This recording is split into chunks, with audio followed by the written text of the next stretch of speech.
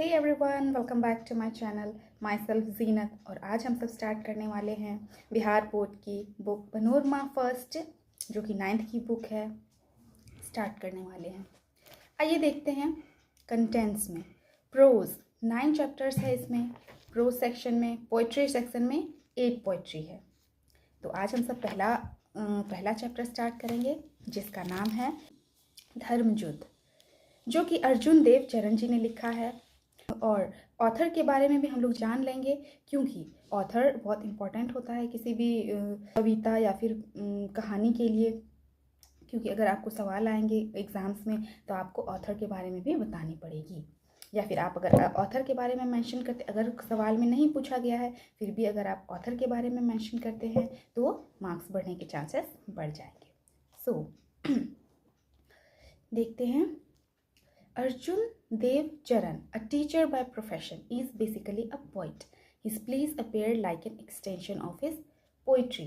अर्जुन देव चरण जो थे वो एक टीचर थे प्रोफेशन से, लेकिन वो एक कवि भी थे। वो अपने खाली वक्त में कविताएं लिखते थे और उसके प्लेस, वो नाटक भी लिखते थे।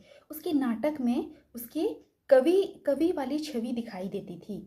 The poet in him shows through his short, crisp and pithy lines and the song of the chorus in his plays. His first book of Rajasthani plays, published in the late 70s, was received rather indifferently in the Rajasthani literary circles. और उसके जो नाटक होते थे उसमें उसकी कविताओं की छवि, छोटे छोटे टर्म्स दिखाई देते थे और कोरस भी दिखाई देते थे। कोरस का मतलब होता है, मैंने आपको पिछले क्लास में भी बताया था, जो ढेर सारे लोग साथ मिलके गाते हैं। जैसे कि हम स्कूल में प्रार्थना करते हैं तो एक आदमी तो नहीं करते हैं, बहुत सारे लोग मिलके करते हैं प्रार्थना। तो उसी तरह से कोरस भी बहुत सारे लोग मिलके जो गाते हैं उसी को कोरस कहते हैं। अर्जुन देव जी की राजस्थानी प्लेज, पहली जो राजस्थानी प्लेज उसने लिखी थी 70s में ही लिखी थी, तो वो उतना ज़्यादा फेमस नहीं हो पाया था उस समय में। Till that time, drama in Rajasthani had meant either some stray one-act plays on social issues like widow remarriage, dowry, etc. और उस समय जो है राजस्थान में जो नाटक लिखे जाते थे और प्ले होता था तो वो इस टाइप के सोशल इश्यूज पे बेस्ड होते थे, जैसे कि विडो रीमैरिज, जो कि विडो मीन्स विधवा महिला जो रहती है उसकी दोबारा शादी करने के लिए। क्योंकि हमारे समाज में ऐसा माना जाता है कि जो भी फीमेल विधवा हो जाती है उसको शादी करने का कोई हक नहीं है। उसकी ज़िंदगी ऐसे जीते जी ही नर्क हो जाती है और वो कभी खुश नहीं रह पाती। पर ऐसा थोड़ी है, वो भी शादी कर सकती है और अच्छी जीवन जी सकती है। तो ये सब पे सोशल इश्यूज पे प्लेज रहते थे उस समय। और डाउरी, दहेज प्रथा को रोकने के लिए भी उस समय प्लेज लिखे जाते थे। और the folk plays based on historical and mythological themes, mythological और हिस्टोरिकल थीम पे भी लिखे जाते थे plays. A full length play on a contemporary theme was beyond conjecture. However, Arjun's arrival on the scene is significant not only in terms of dramatic literature but also of modern theatre. और जब इस field में, नाटक वाले field में, जब अर्जुन देव चरण जी आए इस फील्ड में, तो वहाँ से इन्होंने ड्रामेटिक लिटरेचर में ही नहीं, मॉडर्न थिएटर में नाटक को एक नया रूप दिया और इसका लिखने का स्टाइल सबको बहुत पसंद आने लगा। अर्जुन देव्स प्लेज इंक्लूड दो नाटक, आजरा ग्वारी एंड संकेरियो, बोल मारी मछली कितौक पानी, धर्मयुद्ध एंड मुगाटी गाथा। ये सब इसके फेमस प्लेज है जो आप सब देख लेंगे दोबारा। चलिए, Dharmayuddha is the story of Padma, a young girl educated through scriptures like the Ramayana, the Mahabharata. तो अब हम अर्जुन देव चरण जी के बारे में जान गए। अब हम स्टोरी के बारे में जानते हैं थोड़ा सा कि इस कहानी में क्या है। ये एक कहानी है, एक लड़की जिसका नाम है पद्मा, एक एजुकेटेड लड़की है, पढ़ी लिखी लड़की है, और उसके बारे में ये कहानी है। और इस कहानी को छोटा सा सेक्शन लिया गया है, रामायण और महाभारत से लिया गया है। She feels aggrieved and agitated by the uncharitable orthodox attitude of the society towards women. वो उसको बहुत बुरा फील होता है। सोसाइटी का जो पर्सपेक्टिव है वुमेन को लेके, सोसाइटी का जो थॉट्स है वुमेन को लेके, उस वजह से वो बहुत ज़्यादा परेशान रहती है।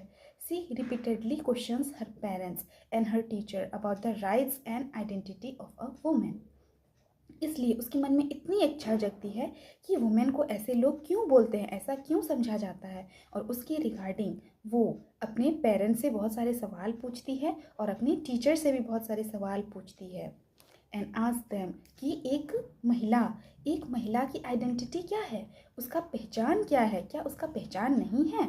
And ask them whether her identity is subject to her marriage, क्या एक महिला का पहचान जो है वो शादी के बाद ही आती है कि ये इस इंसान की पत्नी है, ये इस इंसान की बीवी है, ऐसे करके आती है।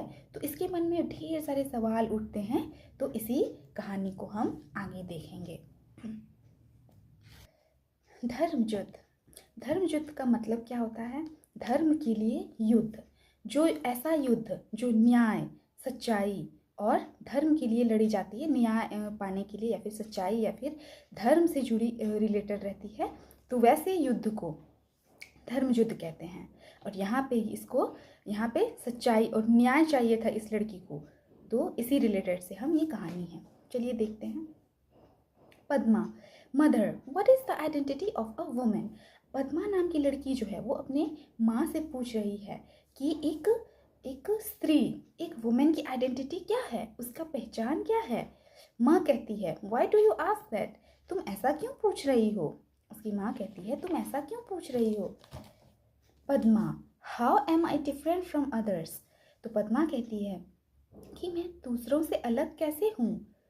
माँ, you are my daughter, our only child and your father's darling.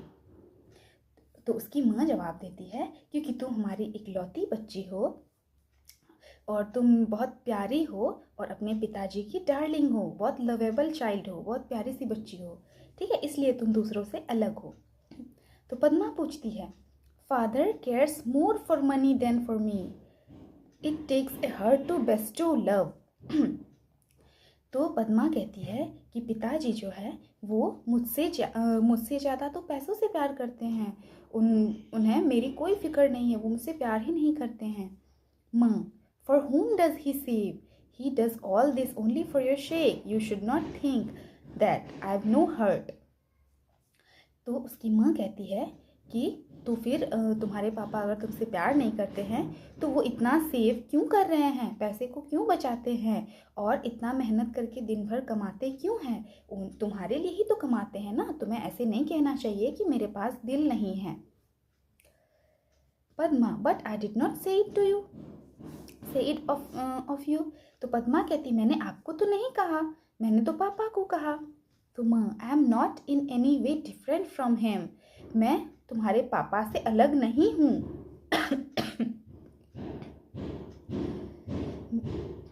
मैं तुम्हारे पापा से अलग नहीं हूँ। My identity is linked with his and I cherish the bond. मेरी जो पहचान है वो तुम्हारे पिताजी से जुड़ी हुई है और मैं इसको बहुत चेरिश मीन्स खुशी से एक्सेप्ट करती हूँ। इंटर्स पद्मास फादर, तभी अचानक पद्मा के पिताजी आ जाते हैं। Father, what is this talk about the bond. Padma's mother, उसके पिताजी जो है उसकी मम्मी से पूछते हैं कि ये किस चीज़ के बॉन्ड के बारे में बातें हो रही है, जरा हमें भी बताओ। माँ, here is your father, ask him whatever you want to know. तो माँ कहती है ये रहे तुम्हारे पिताजी, जो भी पूछना है आप इनसे ही पूछ लो। Father, what is it my child. तो उसके पिताजी कहते हैं क्या बात है मेरी बच्ची। माँ, she wants to know what is the identity of a woman. तो उसकी माँ कहती है कि उसको एक woman, she wants to know, उसको जानना है, पद्मा को जानना है कि एक औरत का पहचान क्या होता है। Father, you will know it dear when you are married. तो उसके पिताजी भी रिप्लाई नहीं, उसके पिताजी कहते हैं कि तुम ये सब जान जाओगी, शादी के बाद तुम ये सब जान जाओगे कि एक वुमेन की पहचान क्या होती है। Padma, does marriage lend identity to a woman. तो उसकी पद्मा कहती है कि क्या एक औरत को शादी के बाद ही पहचान मिलती है, उसका कोई अपना अस्तित्व नहीं है, उसका पहचान नहीं है। माँ, what is a women without a husband. तो उसकी माँ कहती है कोई औरत क्या ही है बिना हस्बैंड के कोई औरत क्या ही है, उसका क्या पहचान है। Padma, what if one does not get married. तो पद्मा पूछती है, अगर वुमेन कुछ नहीं है हस्बैंड के बिना, तो अगर तो उसका क्या, जिसने कभी शादी ही नहीं की, अगर हम शादी नहीं करेंगे तो क्या मेरा पहचान नहीं रहेगा। माँ, why do you always such senseless question. जब ये क्वेश्चन करने लगी ना अपने हक के लिए, तो उसकी माँ कहती है कि तुम ऐसे बेकार से सवाल क्यों पूछते रहती हो। Padma, what about a woman whose husband is dead. तो पद्मा फिर पूछती है कि ऐसी ऐसी महिलाओं का क्या जिसके पति मर चुके हैं, उसका क्या आइडेंटिटी है। माँ, life is hello for her. तो उसकी माँ जवाब देती है कि ज़िंदगी नर्क हो जाती है वैसी महिलाओं के लिए जिसका पति मर जाता है। Padma, that's injustice. तो पद्मा कहती है ये तो फेयर नहीं है, ये कैसे कर सकते, अगर उसका हस्बैंड मर गया तो उसका क्यों ज़िंदगी बर्बाद होगा, उसकी अपनी लाइफ है, उस वो भी तो जिए। इस टाइप से पद्मा सोच रही है। माँ, you need not talk of justice and injustice here. तो उसकी माँ उसे कहती है कि तुम्हें सही और गलत के बारे में नहीं पूछना चाहिए। पद्मा, वाई, लेकिन क्यों। Padma, what right do they have then. तो पद्मा कहती है कि तब कौन सा राइट है वुमेन को जो वो खुद कर सकती है, जब मुझे सवाल भी पूछने का हक नहीं है। तो father, rights are for equals dear. तो उसके पिताजी कहते हैं कि राइट फॉर इक्वल्स मीन्स अधिकार जो होता है वो बराबरी वालों का होता है। इसका मतलब उसके पिताजी औरत को छोटा समझ रहे हैं, तभी उसको सवाल पूछने का भी हक नहीं है और ना ही अपने अधिकार के बारे में बात करने का हक है। Padma, why is a home considered a place for bargaining, one should not live in such a place.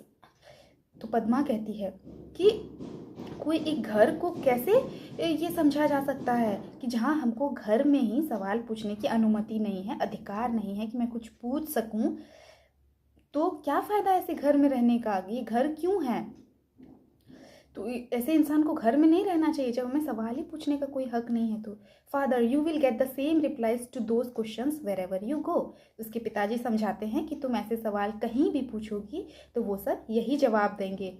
Actually ये कहानी बहुत पुराने ज़माने की है शायद, तो इसलिए ऐसे है, लेकिन आज के ज़माने में तो ऐसा नहीं रहा।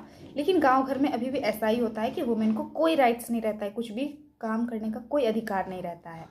चलिए देखते हैं। Padma, but the identity of a woman is the identity of human race, a society senses woman. लेकिन पद्मा कहती है कि एक औरत की पहचान जो है वो एक ह्यूमन मानव जाति की पहचान होती है, तो क्यों नहीं सोसाइटी को क्यों एक्सेप्ट नहीं करते हैं लोग। वुमेन भी तो एक इंसान है, उसको इंसान रहने का हक है। वुमेन की जो पहचान है वो एक मानव जाति की पहचान है। Father, that's why they say that marriage lens this identity. उसके पिताजी फिर कहते हैं कि इसीलिए तो कह रहा हूँ कि मैरिज, शादी जो है, शादी के बाद आइडेंटिटी आती है। Padma, so if a girl does not get married, she has no identity.